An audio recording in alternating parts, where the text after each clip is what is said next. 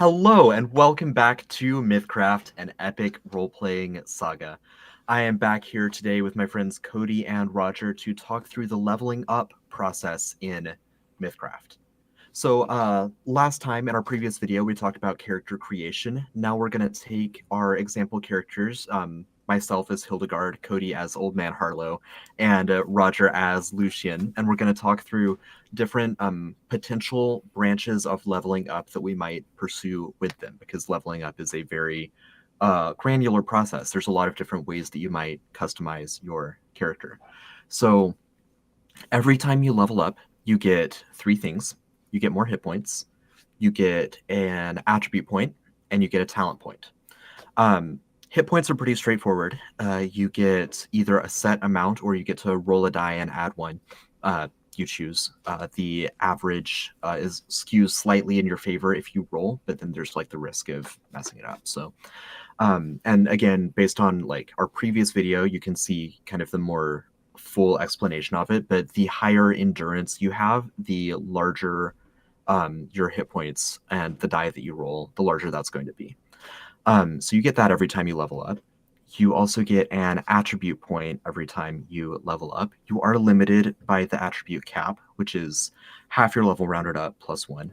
So at level 2, do you guys know what you're going to put your attributes in, or which attributes you want to improve?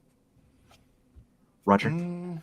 I certainly wish and would like to put it into charisma or intelligence, but I've already hit that cap for where we're at right now. So I'm going to push that over to my awareness to help with my eavesdropping just a smidge.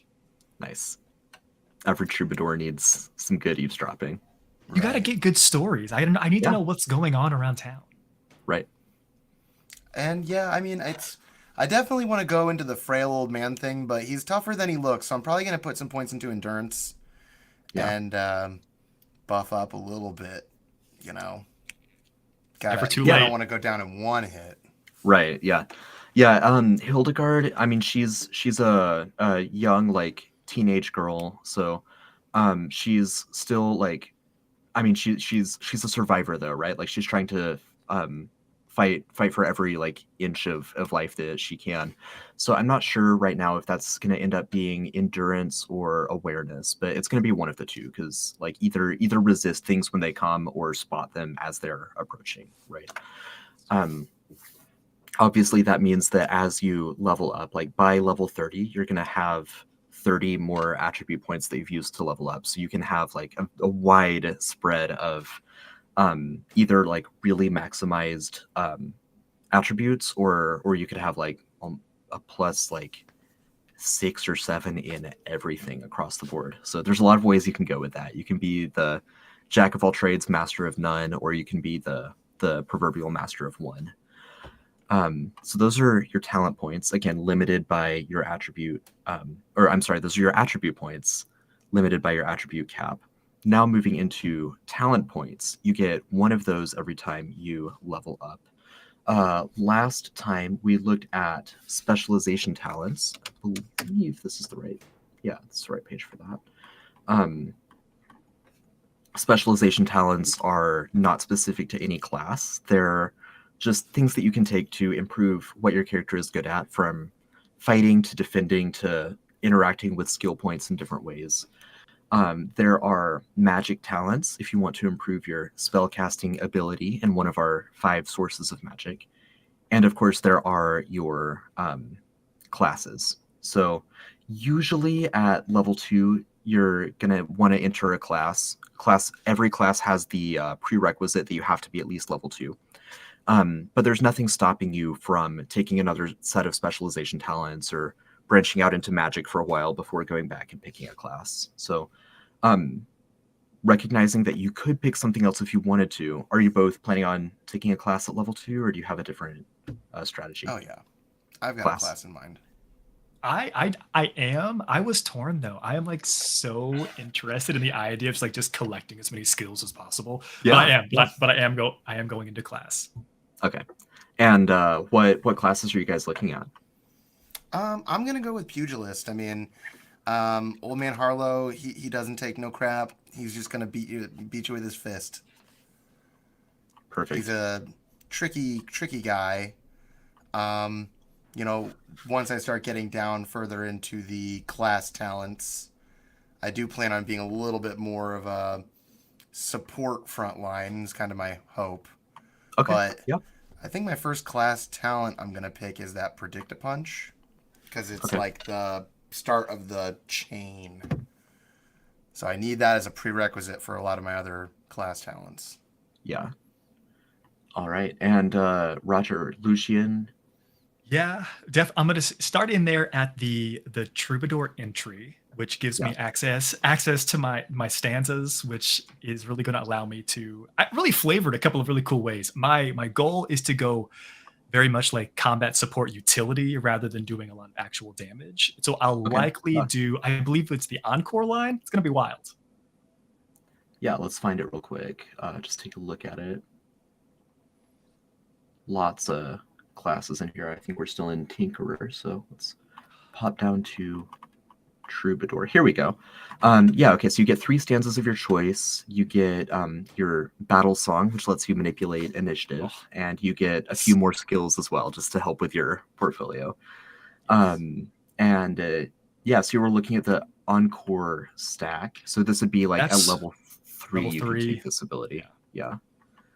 Very nice. And different, let me pop down to the end of this chapter.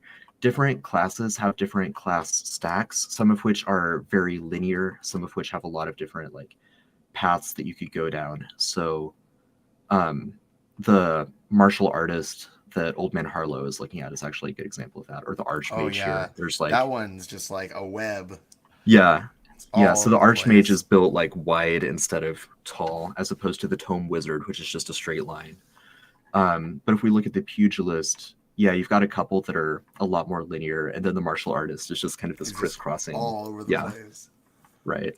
I love it. I saw that and I was like, oh, that's the one for me. That's the one, yeah. And Troubadour, the Encore stack, Troubadour is messy, right? Because it mixes with the Jester stack in some fun ways. Yes, it does. Yeah, so that's what you guys are looking at. And then for Hildegard, I may go straight into magic, but if I don't, I mean, you can take a magic like entry talent.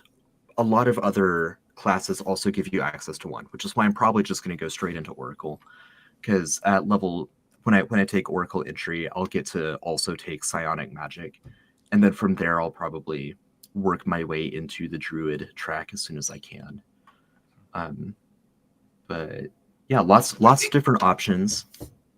Well, I think something that's so cool, especially like whenever you're looking at the tracks and everything, you can have a really good idea for what level 2 and level 3 is going to be coming to. But because you get access to your talents and the building on the stack every single time, massive role play changes could happen in each session that you're having. That completely changes the build you have in mind. And because you're not waiting for, I don't know, several levels to make that big change, you can make that incremental chipping away every single level with this. Yeah. I mean, we wanted a crunchy game, but we also wanted a game that was like role play driven. And so being able to like pivot each time you level up, if you need to for some story reason, like, yeah, that's exactly, we wanted to capture that feel. Let's see, another thing, like on that point with kind of the flexibility of the leveling up system and how that might relate to your role-playing decisions is each time you level up, when you gain a new attribute point, you can also choose to lose an attribute point to gain another. So if Old Man Harlow decides like, I really am getting up there in years, it's time for my body to start breaking down. You could choose, right? You could choose to lose a point in endurance to gain like 2 points in awareness if you want. Nice. Yeah, you can kind of play with that. Again, respecting the cap that you have at each level, but yeah, or people who like, Lucian really wants that +3 in intelligence or charisma. Like, you might take a point in luck just as a placeholder, because like, who doesn't want that one more crit damage when you roll a crit? Right. But then you lose that point in luck when you're able to bump up stuff. So yeah, you can kind of fiddle with it that way. Additionally, at levels 5, 10, 15, 20, 25, and 29, you can improve your lineage. So let's look at Kleppen as an example. Each time you hit those milestones, and those milestones are the same for every lineage, you get one extra feature from like this list of options you have here. So, the Kleppen get all of these different like forest folk abilities.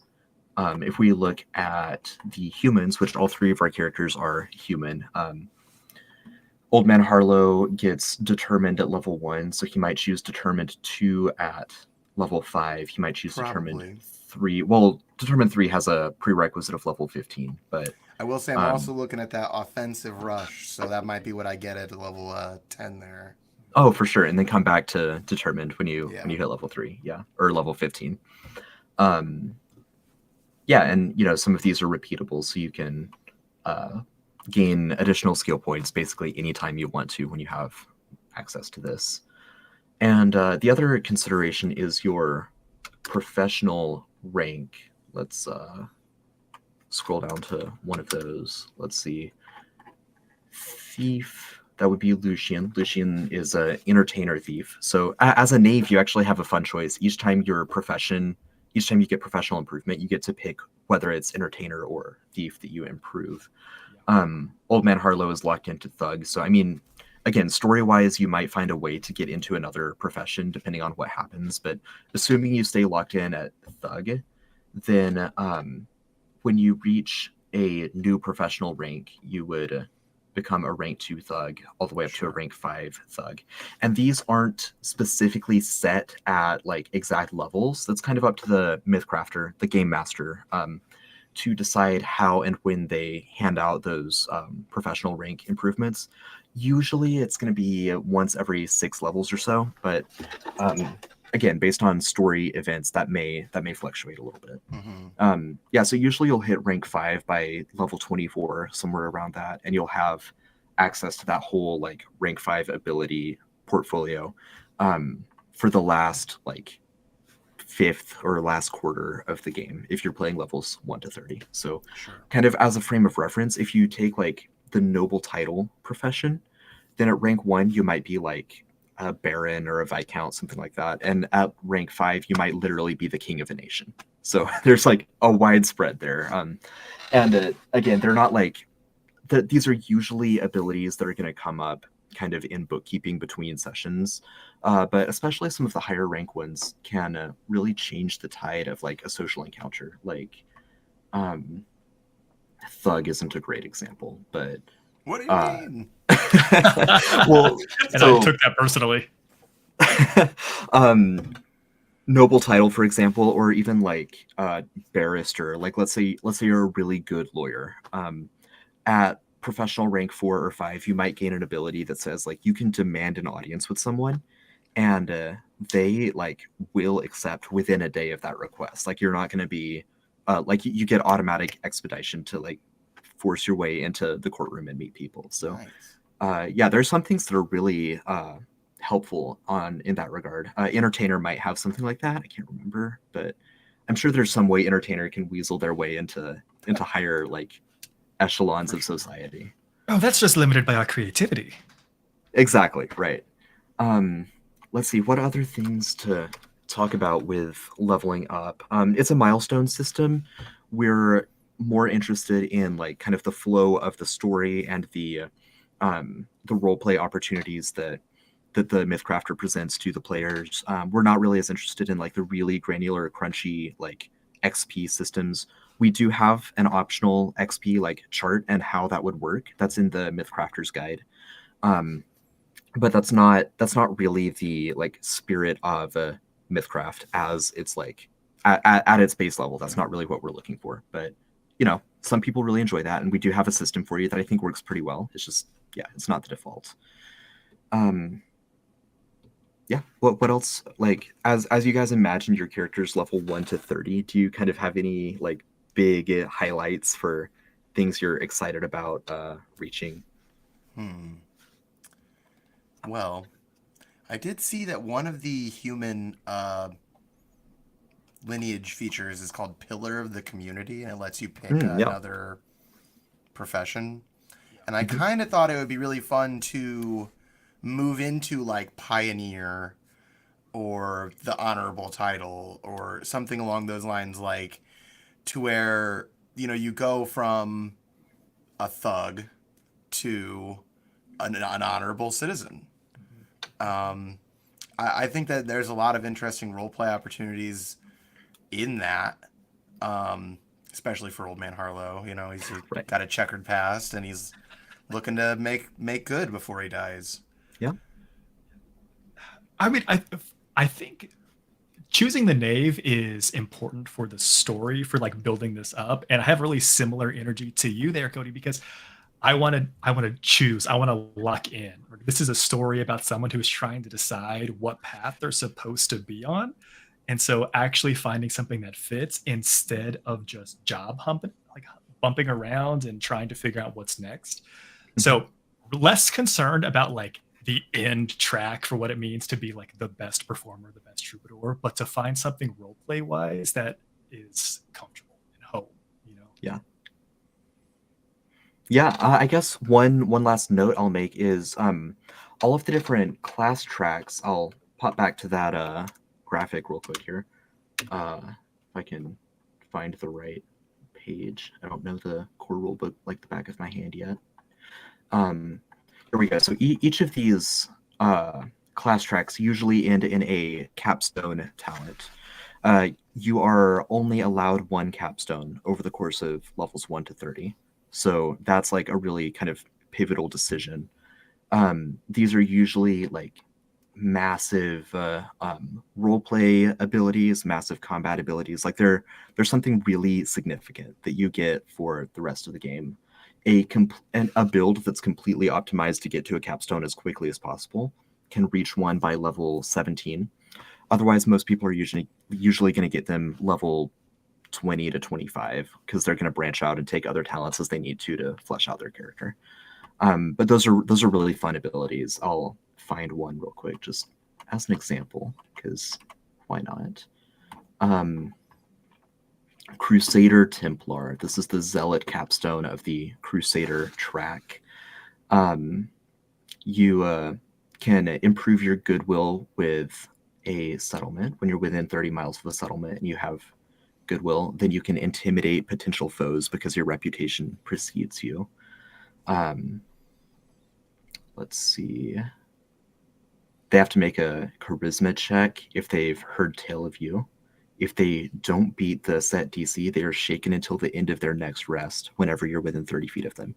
So you just terrify your enemies because they know who you are and they know you're not to be messed with.